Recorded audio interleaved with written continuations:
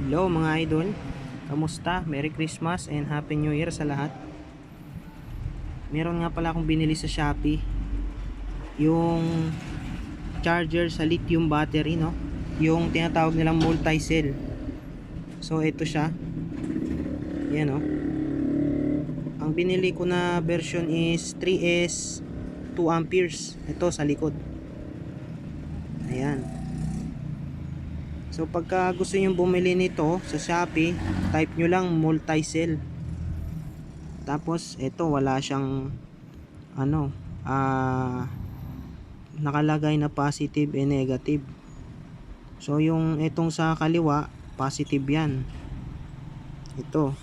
Yung sa kanan, ito yung negative. Tapos yung red na nakikita nyong ilaw, CR ang nakalagay sa charging, yan siya pagka ganyan.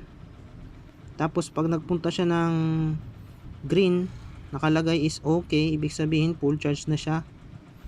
Tapos meron din akong binili na isa pa, ito yung battery capacity indicator na may kasamang voltahe.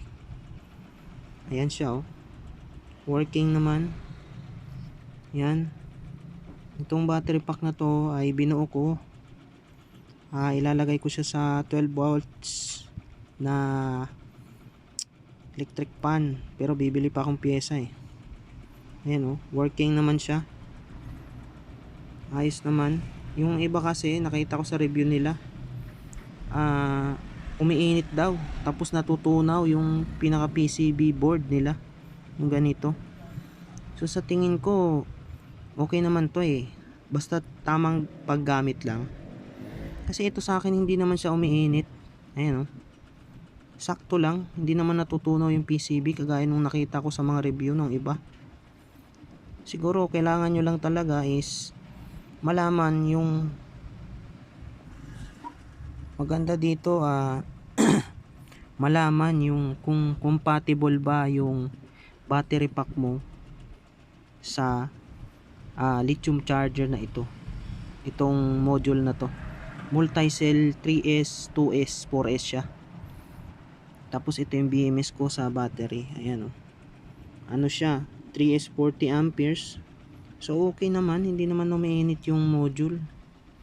So tingin ko nasa paggamit lang yan siguro, or kung compatible ba yung module dun sa battery pack. Sa tingin ko lang. Tapos oo nga pala, may babalita ko sa inyo. Ito yung NDR ko, buhay pa rin. Ito pa rin yung NDR ko, buhay pa siya, oh. Ayan, oh. Yan, 1 taon na siya nung December 22. Last year ko siya binili sa Avenida,